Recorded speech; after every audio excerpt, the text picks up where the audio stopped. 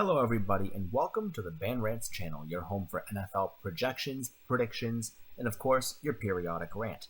But every now and then, we have a poll, and that's what this video is. We're going to be rating all of the head coaches from S to F tier. Now, I did a video like this back in the summer, but we're a little more than halfway through the 2021 season. I can use some more current stuff to rate a few of these coaches, and I'm going to go into all of them, all 32 teams. But before I do, if you're new to the channel, please make sure to leave a like on the video, subscribe to the channel, leave a comment down below, and we'll go ahead and start. So these coaches are alphabetized, and the good thing about that is we can start with the Super Bowl champion Bruce Arians of the Tampa Bay Buccaneers. Pretty solid coach all the way through, and not just because he won a Super Bowl with Goatman last year, but because he actually, even before that, was doing pretty well. I'm going to put him on the low end of the S tier because I think the Super Bowl nod, the fact that Tampa Bay and Arizona looked excellent with him behind the helm as the head coach. He has great coordinators, he has great playbooks, and he knows how to get the job done. And he has a lot of that old school mentality, which is really good for a team like Tampa Bay that's so rugged on both sides of the ball. Next up is Bill Belichick, the Jay-Z of defensive head coaches. And obviously, the most accomplished out of all of the head coaches on this list, easily an S-tier coach, and probably the cream of the crop. I don't want to hear about how Goatman made him. That's been debunked already, mainly because Belichick was relevant before Goatman even played in the league.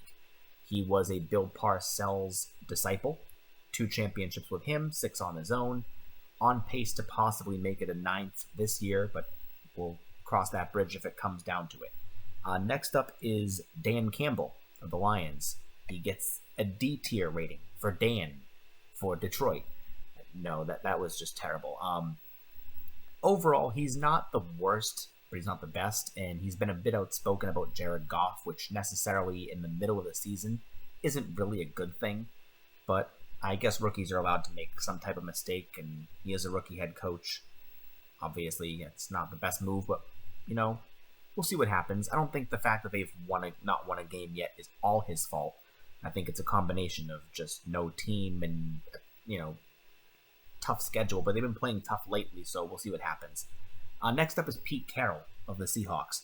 Now, a lot of people would probably put him in the, top of the A tier, maybe even S tier if you really want to reach. I disagree. I think he's a little bit overhyped.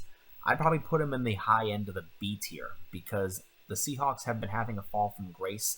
And even before Russell Wilson came around, he wasn't exactly the best. I mean, he did okay at USC, and he, I guess, was sort of like a Belichick disciple. I'm not exactly sure what coaching tree he's from. I know he's similar to Belichick in terms of they both had a stint in New England. Obviously, Belichick's is still going on and much more successful. But Pete Carroll, even though his success with Seattle is well highlighted, I think that really doesn't take away from the fact that overall he's been a little above average if you weigh everything.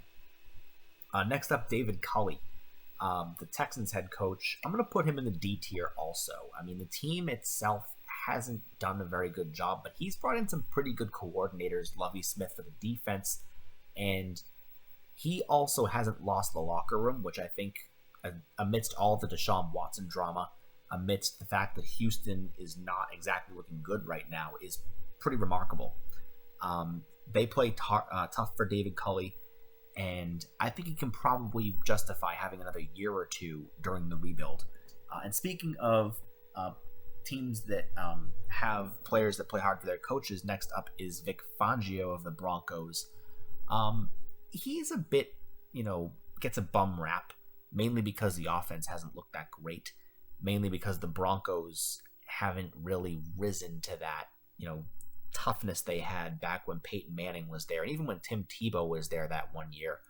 Fangio, I think I'll put at the top of the D tier because he's not really a bad coach, honestly. I mean, the Broncos haven't fallen completely underwater this year yet, and even in his first season, they still finished 7-9, which might not be the sexiest record, but it's by far a lot better than a lot of these coaches have accomplished at some point, and I mean that in a negative light. Fangio is definitely someone who has a lot of players playing tough for him, and the fact that he hasn't lost the locker room even after trading Von Miller was traded, that's saying something. Next up, Brian Flores, the Dolphins.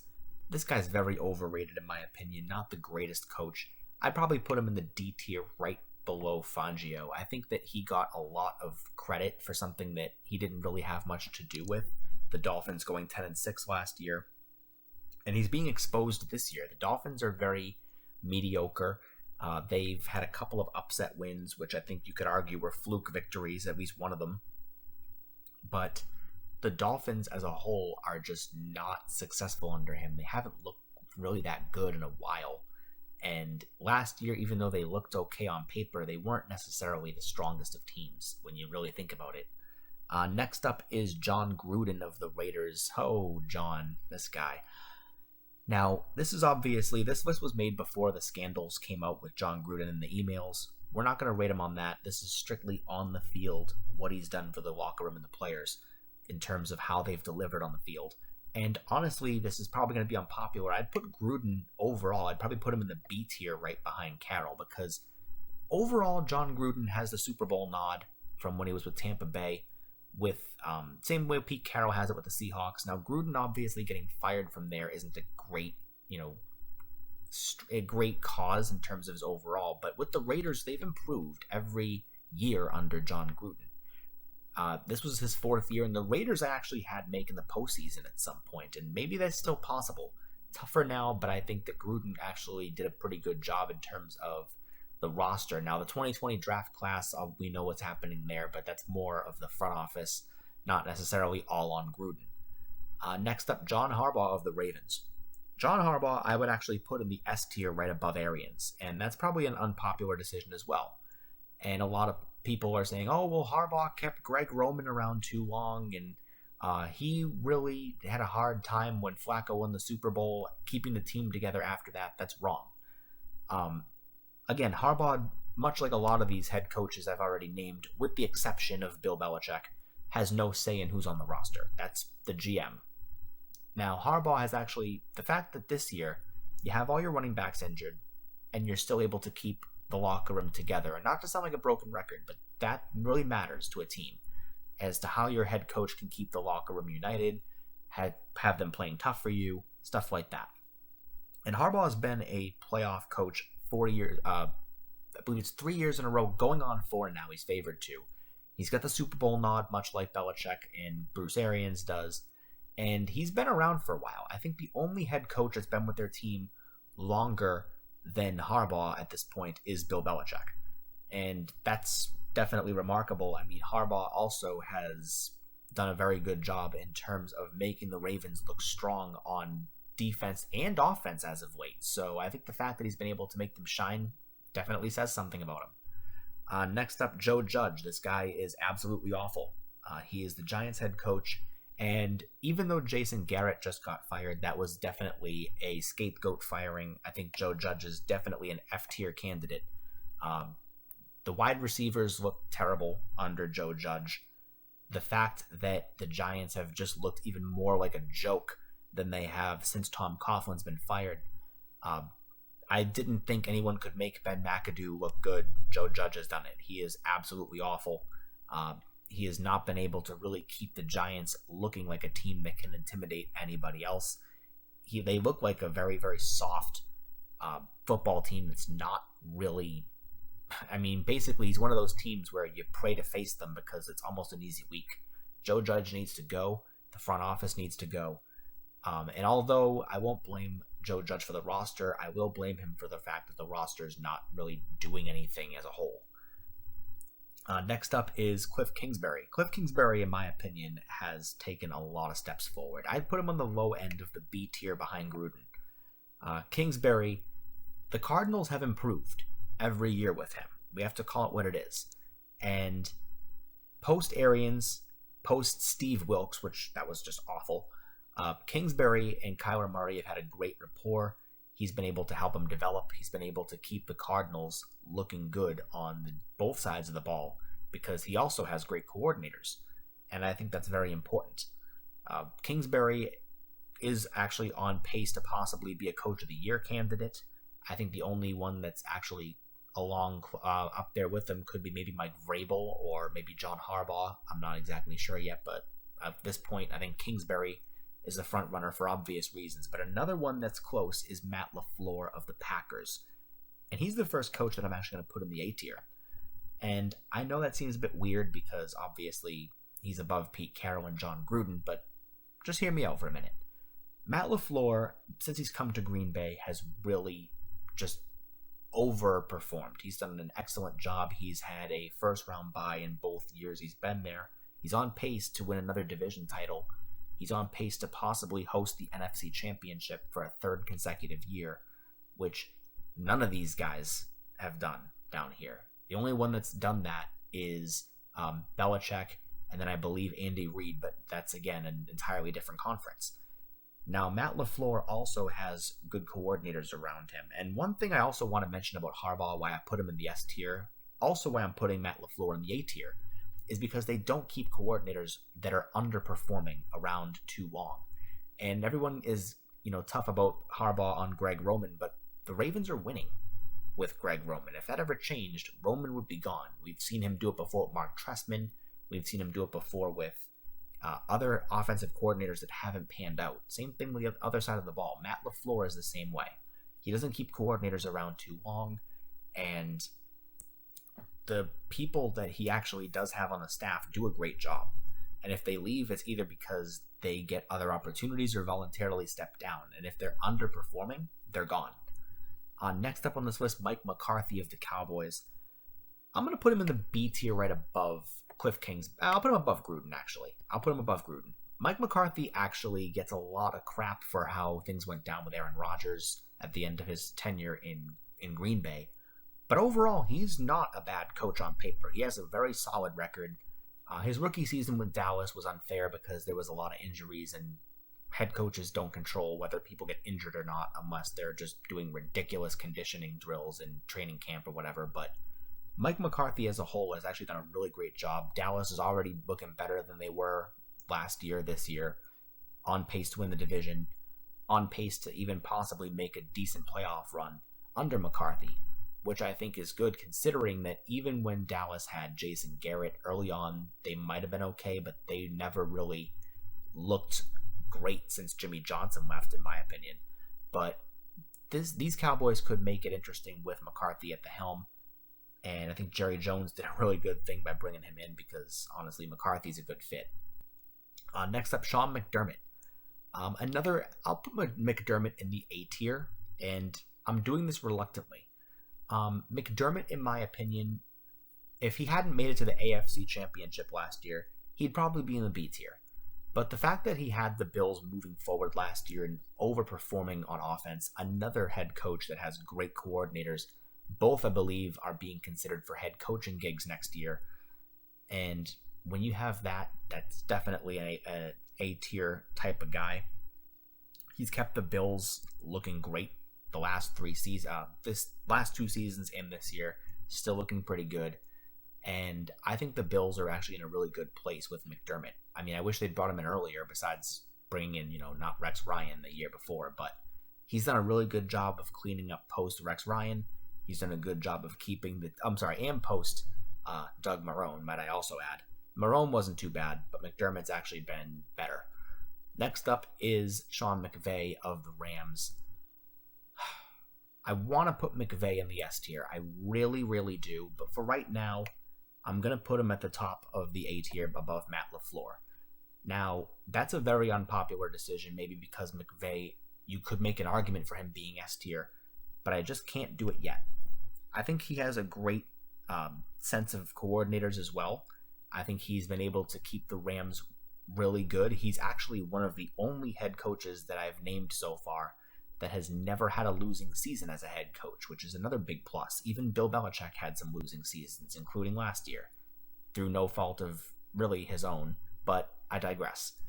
McVay is going to be a good head coach for the next decade, as long as he wants to stay in Los Angeles, as long as he's able to get a good rapport with the front office. He does have a great mindset. He is a really good, I believe he's a Jay Gruden coaching disciple. I think he's one of the only Jay Gruden coaching disciples that have actually worked. But either way, McVay has been doing a great job, and I expect him to keep the Rams afloat for a long time. Next up, Urban Meyer of the Jaguars. Now, honestly, Meyer, I don't dislike Urban Meyer. I think he gets a very bum rap, and I actually could make an argument for him being C tier, but I'm not going to do it. I'm going to put him in the D tier, right between Flores and Campbell, because although the Jaguars haven't looked good, I've been very vocal that I don't blame Urban Meyer. I blame the front office because they've done basically nothing to help the team, and they had more money than anybody with the exception of the Jets, I think. So they had a lot of opportunities to help Trevor Lawrence develop, help Urban Meyer actually have some solid rock stars to develop. But honestly, the Jaguars have played in some pretty tough games this year and actually pulled out 2 wins, which might not seem that amazing when you're 2-8, but when one of those teams you beat were the runner-up in the AFC, that's saying something. It means that the Jaguars haven't given up on the season or on Urban Meyer, even though the former is basically over. I want to see what he does in year 2 if they even give him one. Next up, Matt Nagy.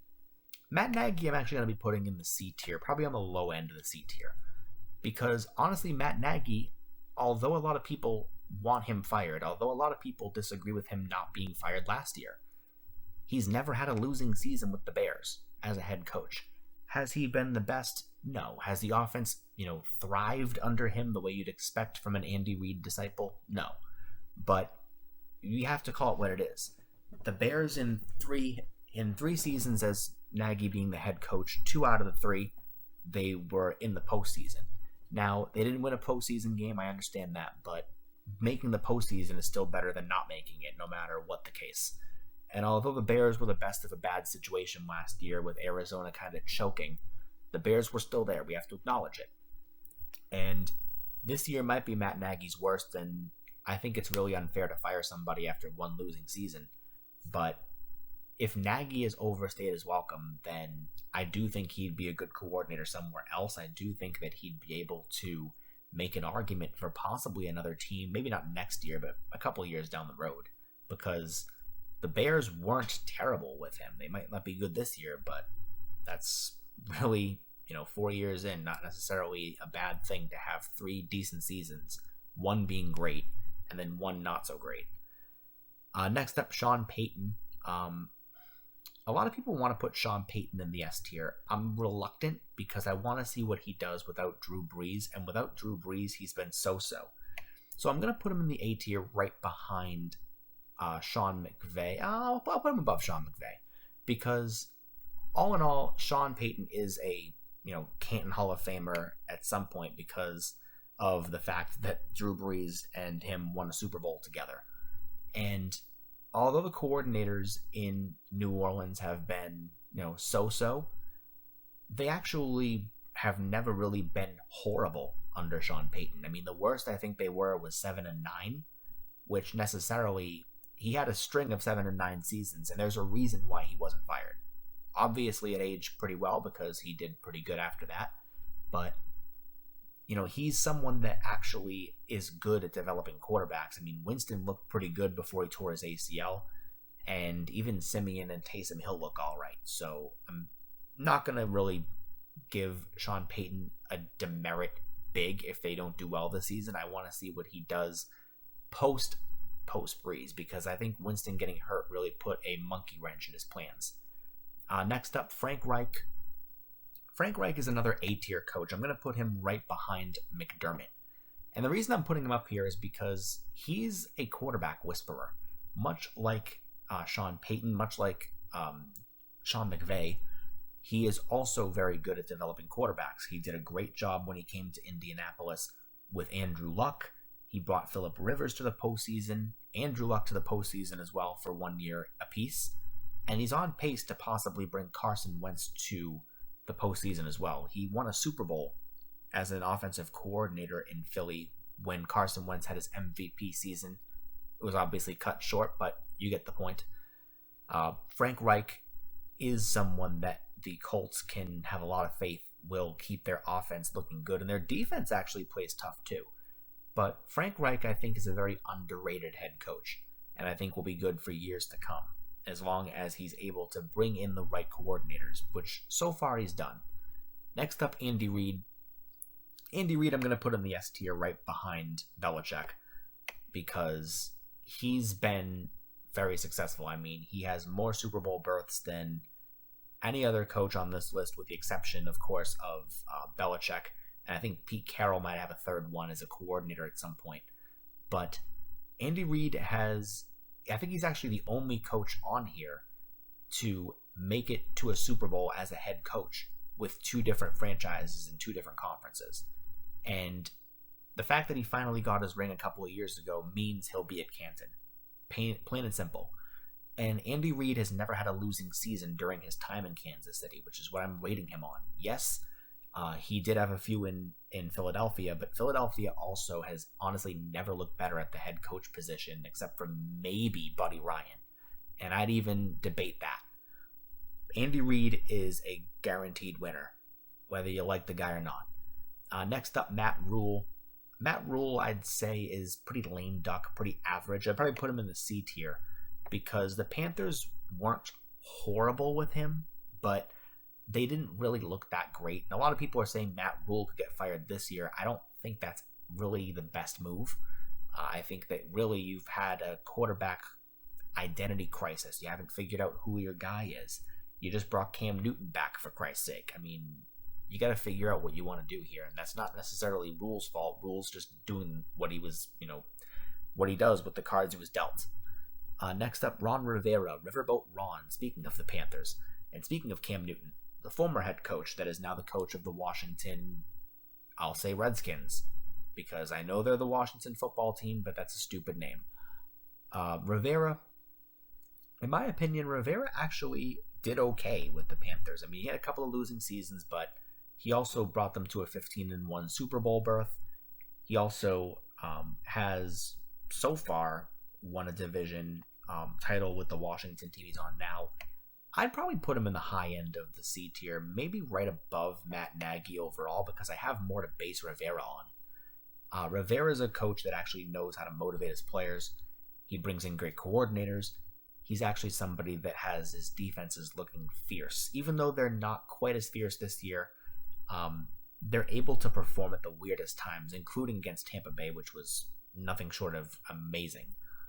Next up, you have Robert Saleh, another defensive guy, but he's a rookie head coach, and I'm not usually tough on rookie head coaches, but Robert Saleh I'm going to put as a generous gift at the back end of the D tier, and I could even make an argument for F tier. This guy is absolutely awful. The defense has not looked good, which is what he was brought in for. The team itself they look like they've given up. Even when they win upset games, it's not even really that they win, it's that the other team loses. The Jets just look like a team that is, without an identity. They just look like a team that everybody wants to play, more so than the Giants. I mean, him and Joe Judge take the terrible coach cake. Next up, Kyle Shanahan. I rated Kyle Shanahan in the C tier beforehand. I'm going to obviously keep that the same. Probably I'll put him above Ron Rivera. Only because, not necessarily, he's not a horrible head coach. I mean, he's not that great either. But the quarterback position, in my opinion, which is what he was brought in for, never really looked that great in San Francisco with him as a head coach. Even Matt Ryan's MVP season, which I think he gets way too much credit for, I mean, he hasn't been able to duplicate that with Jimmy Garoppolo. I want to see if he can do it with Trey Lance. I think that's the biggest test. But right now, he's not passing that test. San Francisco hasn't really looked that bad. I mean, they went to a Super Bowl with him as a head coach in his own right. And they're on pace to possibly be a sleeper team to make the postseason this year.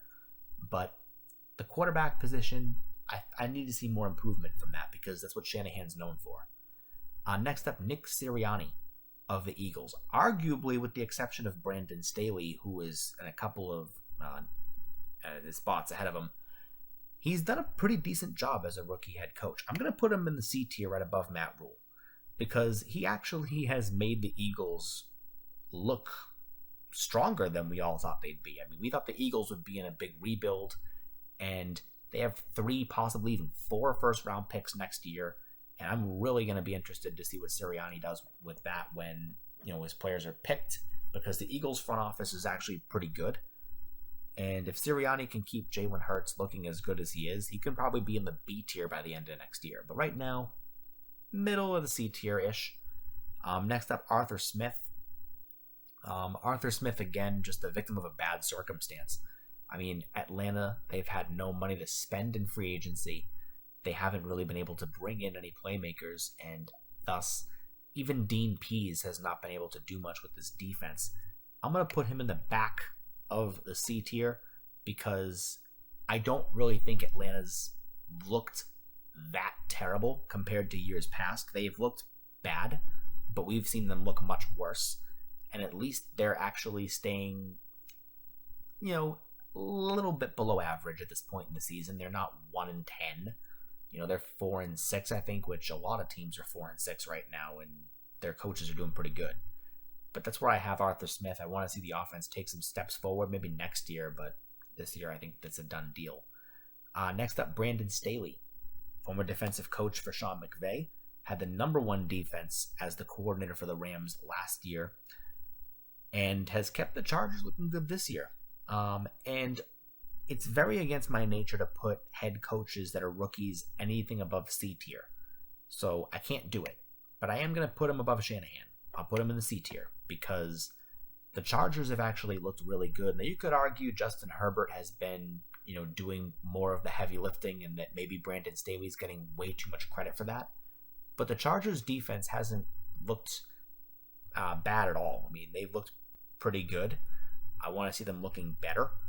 But overall, the Chargers are a good team, and Staley definitely has been able to really help elevate them to possibly winning the division for the very first time since, I believe it was 2007. Might even be somewhere between 2007 2010, somewhere around there. But either way, the first time they've won it in a while. Next up is Kevin Stefanski of the Browns. Another head coach that I think is a very good coordinator, but I think gets way too much credit for the Browns having an easy season last year. I'll put him in the C tier right behind Shanahan because I do think that he has a lot of potential to be an excellent head coach. I think the Browns are just not a great franchise as a whole. I think they've got a lot of problems, but I think Stefanski at least keeps the offense in the fight for a lot of these games, and I think that's saying something. Next up, Zach Taylor. I'm not a Zach Taylor fan. I think this guy is absolutely awful. He's the head coach of the Bengals. I put him in the F tier last year when I did this in the summer. The Bengals are in the playoff hunt, so it's hard to put him in the F tier now. I'd probably put him in the D tier right above Urban Meyer because I'm still not sold on him. I think that he gets way too much credit for Joe Burrow. I think more credit than Shanahan and Stefanski get for their teams. I think if any head coach on this list gets way too much credit, it's Zach Taylor. Joe Burrow was good before Zach Taylor. He'll be good after Zach Taylor. That's all I got to say about that. Next up, Mike Tomlin. Mike Tomlin, I'm going to put in the S tier, probably right I'll put him right at the bottom. I'll put him ahead of Arians, actually. I mean, he's been a head coach, I believe, since the 2007 season. It was the year after Bill Cowher retired. And Tomlin's never had a losing record. He's been to 2 Super Bowls, winning 1. The lowest he's ever been is 8 wins and 8 losses. No coach on this list can say that. Very few in history can say that. Mike Tomlin can say it. Now, obviously, we still got the season going on this year, but I don't think the Steelers are going to be anything less than 9 wins. So I think they're still on pace to keep a winning record. They can actually go 8-1 at, a minimum this year to keep a winning subpar non-losing record. But Mike Tomlin, I think, is in the S tier simply because of that. Next up, Mike Vrabel. Another head coach that I think is going to be S tier down the road. But for right now, he's A tier. I think he's right before. I'll put him right after McVay because he doesn't have that Super Bowl berth nod yet. He's got 3 rings as a former New England Patriot player. And I think he is going to be arguably the best thing the Titans have seen since Jeff Fisher in his prime. at the head coaching position. And finally, Mike Zimmer. Mike Zimmer, another head coach who I think gets too much credit for the offense doing what it's doing. And honestly, you could argue Mike Zimmer's overstayed his welcome. A lot of Vikings fans feel that way. I'd probably put him in the C tier, right above Nagy, because the Vikings haven't looked, absolutely amazing with him. But they've had good years, bad years, much like life. But you could argue that maybe it's his time to possibly find a new place, whether it's as a coordinator, whether it's as a coach. I don't really think that's necessarily going to happen outside of Minnesota. But I think that Mike Zimmer could be a hot seat candidate if Minnesota does not make the postseason. But that's what I've got for you guys. Hopefully you enjoyed the video. I'll see you in the next one.